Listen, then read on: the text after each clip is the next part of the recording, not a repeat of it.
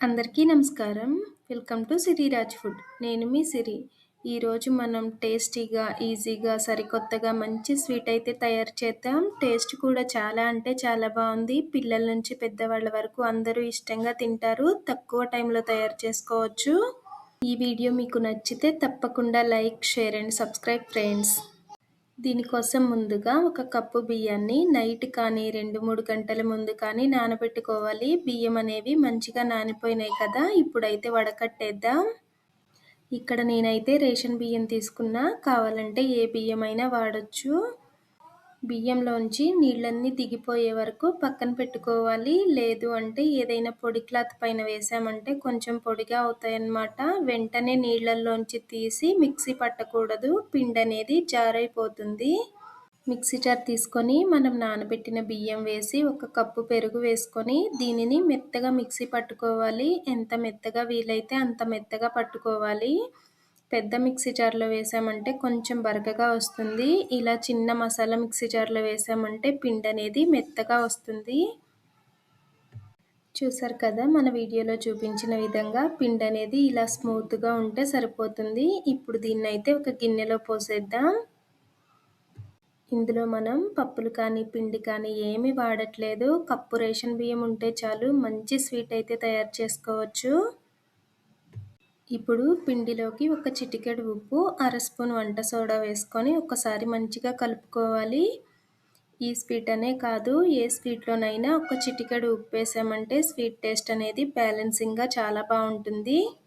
మన ఛానల్లో ఇంకా ఈజీగా చేయగలిగే రెసిపీస్ చాలా ఉన్నాయి. బియ్యంతో, రవ్వతో స్వీట్స్, స్నాక్స్ అన్నీ ఉన్నాయి. కుదిరితే ఒక్కసారి చూడండి. వీడియోస్ మీకు నచ్చితే తప్పకుండా సబ్స్క్రైబ్ చేయండి.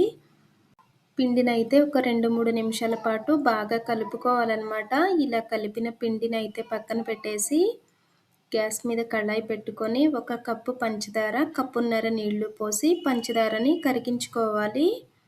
పంచదార అనేది కరిగితే సరిపోతుంది, పాకమేమీ రావాల్సిన అవసరం లేదు. పంచదారకి బదులుగా బెల్లంతోనైనా ఈ స్వీట్ని తయారు చేసుకోవచ్చు. బెల్లమైనా అంతే, ఒక కప్పు బెల్లం, కప్పున్నర నీళ్లు పోసుకొని కరిగించుకుంటే సరిపోతుంది. గ్యాస్ మీద కళాయి పెట్టుకొని 2-3 ఇంచుల సుమారు నూనె పోసుకొని మనం కలిపి పెట్టుకున్న పిండిని ఒక్కసారి మంచిగా కలిపేసుకొని చిట్టి చిట్టి బోండాల్లా వేసుకోవాలి. షేప్ ఎలా వచ్చినా పర్వాలేదు, మనం వేసిన పిండి అనేది పొంగితే సరిపోతుంది. అన్నింటినీ ఇలానే వేసుకొని గ్యాస్ మీడియం ఫ్లేమ్లో పెట్టుకొని మంచి బంగారు కలర్ వచ్చే వరకు వేయించుకోవాలి. ఇప్పుడు ఇవైతే వేగిపోయినాయి కదా, పక్కకి తీసేసి మనం ముందు తయారు చేసి పెట్టుకున్న పంచదార పాకం అనేది చల్లారినట్టుగా ఉంటే గ్యాస్ మీద పెట్టుకొని మనం తయారు చేసినవి వేసి ఒక 2-3 పొంగులు వచ్చే వరకు ఒక 2-3 నిమిషాల పాటు ఉడికించుకోవాలి. మనం ఏదైనా పిండితో చేసామంటే ఇంతసేపు ఉడకాల్సిన అవసరం ఉండదు, కానీ బియ్యంతో చేసాం కాబట్టి పాకంలో కాసేపు ఉడికిస్తే చక్కగా పాకం అనేది పీల్చుకుంటుంది.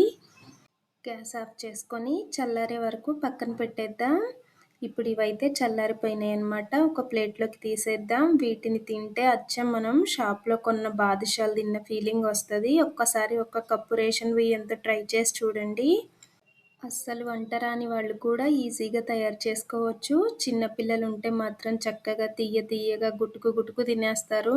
ఈ వీడియో మీకు ఎలా అనిపించిందో కామెంట్ చేయండి. ఈ వీడియో మీకు నచ్చితే తప్పకుండా లైక్ చేయండి, షేర్ చేయండి, సబ్స్క్రైబ్ చేయండి. మన ఛానల్లో ఇంకా మంచి మంచి వీడియోస్ ఉన్నాయి, కుదిరితే ఒక్కసారి చూడండి.